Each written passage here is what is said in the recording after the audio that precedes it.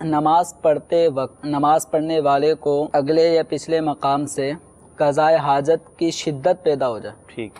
پیشاب کی شدت ہو رہی ہے، نماز پڑھتے پڑھتے یہ شدت پیدا ہو گئی، یا نماز پڑھنے سے پہلے ہی یہ شدت تھی، بس اسی حالت میں اس نے کہا کہ اب وضو ٹوٹ جائے گا، کوتاہی، غفلت کہ اب دوبارہ وضو کرنا پڑ جائے گا، چلو ایسے ہی نماز پڑھ لیتا ہوں برداشت کرتے کرتے. تو یہ برداشت کرتے کرتے جو نماز پڑھ رہا ہے اور اس چیز کا زور بھی ہے، پیشاب کی شدت بڑھتی چلی آ رہی ہے، تو اس حالت میں نماز پڑھنا مکروہ تحریمی ہے. اسی طریقے سے پخانے کی حاجت ہو رہی ہے تو اس کو بھی ضبط کیا ہوا ہے، پیٹ میں عجیب گڑبڑ ہو رہی ہے اور یہ چاہ رہا ہے کہ میں نماز پڑھتا رہوں توڑوں.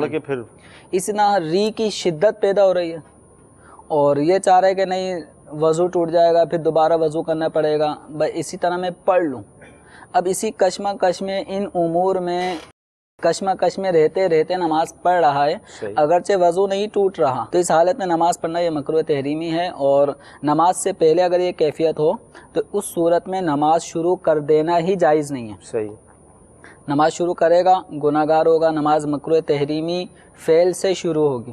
اور دوران نماز اگر یہ کسی وجہ سے یہ کیفیت پیدا ہو گئی تو اگر یہ شدت اختیار کر جائے تو اس صورت میں حکم یہ ہے کہ نماز کو توڑ دے. صحیح. نماز توڑنے کا طریقہ یہ ہے کہ ایک جانب سلام پھیر دے، السلام علیکم ورحمۃ اللہ، یہ نماز سے نکل گیا. تو اس صورت میں جب ان چیزوں کی شدت پیدا ہو جائے تو نماز کو توڑ کر اپنے آپ کو ریلیکس کر دے. ٹھیک. حتیٰ کہ احادیث مبارکہ میں بھی اس حوالے سے یہ رہنمائی فرمائی گئی ہے کہ اگر کوئی شخص جماعت کے لیے حاضر ہوا، صحیح، اور جماعت تیار ہے اور اس کے پیٹ میں یہ کیفیت پیدا ہو گئی کہ اس کو حاجت کی شدت ہونے لگی ہے، تو فرمایا گیا کہ پہلے یہ قضائے حاجت کرے اور اس کے بعد اس سے فارغ ہو کے پھر نماز ادا کرے.